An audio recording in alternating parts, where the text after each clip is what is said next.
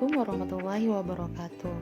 Apa kabar anak-anakku solih dan solihah? Hari ini kita akan belajar tema 6D globalisasi.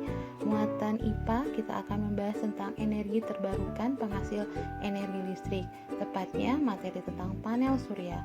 Hari ini kalian tetap semangat belajar ya. Kita berdoa terlebih dahulu. Bismillahirrahmanirrahim. Kalian tahu tidak asal-usul listrik yang dipakai setiap hari? Pembangkit listrik tidak ujuk-ujuk memproduksi listrik. Saat ini energi listrik berasal dari energi fosil dan energi terbarukan. Untuk energi fosil adalah batu bara, minyak bumi, dan gas bumi. Sedangkan energi terbarukan adalah air, matahari, panas bumi, angin, bioenergi, dan laut. Saat ini, lebih dari 85% pembangkit listrik di Indonesia menggunakan energi fosil.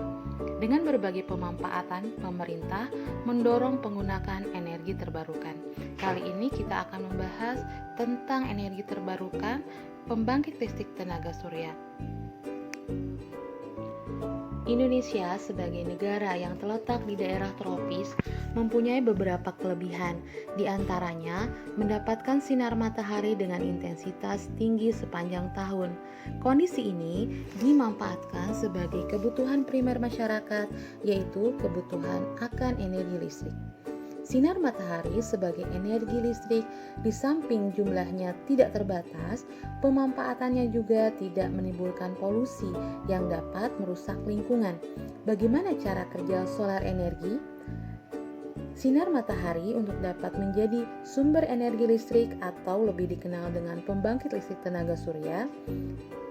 Kita lihat ya bagaimana cara kerjanya. Untuk mengubah sinar matahari menjadi energi listrik diperlukan komponen utama, yaitu solar cell. Solar cell dibuat dari bahan semikonduktor yang bisa mengubah sinar matahari menjadi energi listrik.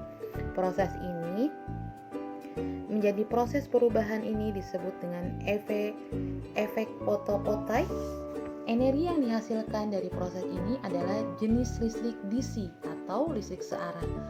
Selain solar cell, pembangkit listrik tenaga surya atau PLTS memerlukan juga balance of support atau BOS. Komponen dalam BOS antara lain adalah konverter atau inverter yang dapat mengubah DC menjadi arus listrik AC. Konverter yang diperlukan untuk mensuplai beban yang pada umumnya memerlukan listrik AC seperti peralatan rumah tangga. Pada saat solar energi sistem atau PLTS yang dipakai memproduksi listrik melebihi kapasitas dan tersedia jaringan PLN di sekitar kita, maka kelebihannya dapat dialirkan melalui jaringan PLN dan dapat mengurangi listrik yang kita pakai. Konsumsi listrik yang kita pakai, PLTS merupakan independen yang dapat kita kelola sendiri. It's really that easy. Mengingat Indonesia yang ada di daerah tropis, penggunaan pembangkit listrik tenaga surya sangatlah tepat. Dengan memasang solar energi sistem atau PLTS, saat ini kita akan mendapatkan harga listrik tetap walaupun terjadi kenaikan listrik nasional. Mendapatkan energi yang murah mengingat dengan terbatasnya minyak bumi, terjadinya fluktuasi harga yang tidak diprediksi.